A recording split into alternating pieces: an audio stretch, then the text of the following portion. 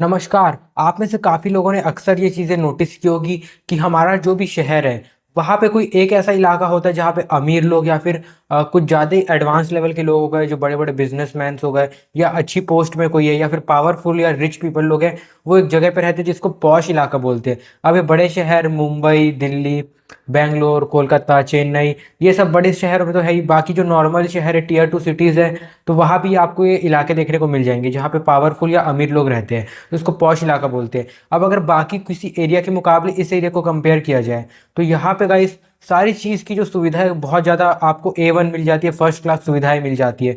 चाहे आपको पार्क्स देखने को मिल जाए या फिर आपको हेल्थ केयर सेंटर्स या जिम्स देखने को मिल जाए, या सारी चीज़ों की अच्छी सुविधा मिल जाती है। साथ में साफ सफाई का ध्यान रखा जाता है और भी बहुत सारी अच्छी चीज़ें सेटअप की जाती है।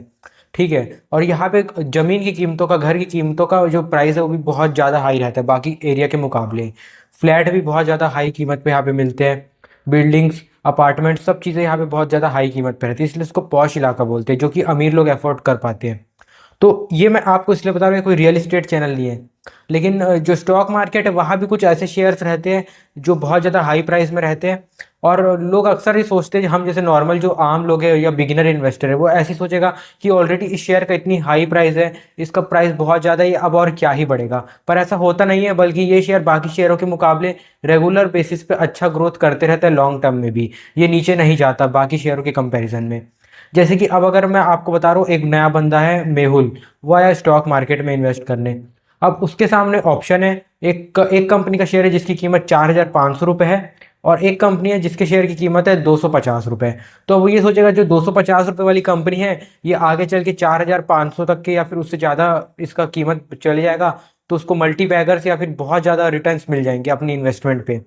लेकिन वो ये चीज़ नहीं जानता है कि ऐसा होना बहुत ही मुश्किल है। काफ़ी चीज़ों का, फैक्टर्स का इसमें ध्यान रखा जाता है। बस शेयर की प्राइस ही डिपेंड नहीं करती कि कम प्राइस वाला शेयर है तो वो 100% ऊपर जाएगा ही जाएगा। मल्टीपैकर बन सकता है, मैं ये नहीं बोल रहा नहीं बनता, लेकिन ऐसा बहुत ही कम देखने को मिलता है। लेकिन वही जो 4,500 रुपये वाला जो शेयर है, वो स्प्लिट होकर आपको और ज़्यादा उसकी क्वांटिटी बढ़ जाएगी, डिविडेंड अच्छा मिलेगा। साथ में वो आने वाले टाइम में भी वो उसकी कीमत और बढ़ जाएगी, क्योंकि वो मार्केट में उसकी सप्लाई ओनली लिमिटेड है।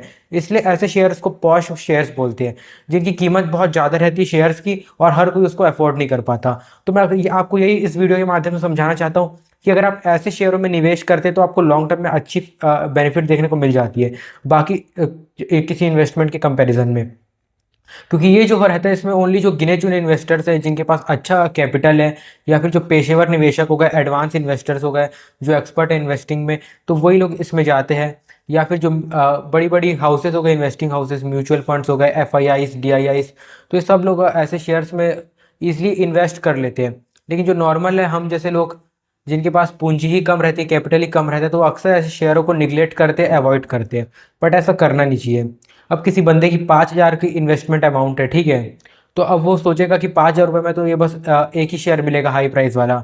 लेकिन वही अगर 200 रुपये वाले शेयर है तो वो कई सारे शेयर्स मिल जाएंगे 5,000 रुपये में। बट ये मैटर नहीं करता, मैटर करता है रेट ऑफ रिटर्न आपको कितना मिल रहा है, प्लस कितने टाइम के लिए आप इन्वेस्टेड हो। तो अगर आप, मैं अक्सर नोटिस किया हूँ कि जो अगर हाई प्राइस वाले शेयर्स रहते हैं, अगर आप उनमें इन्वेस्ट करते हैं तो वो लॉन्ग टर्म में और उसका प्राइस बढ़ने की संभावना रहती है, as compare to low price वाले शेयर्स।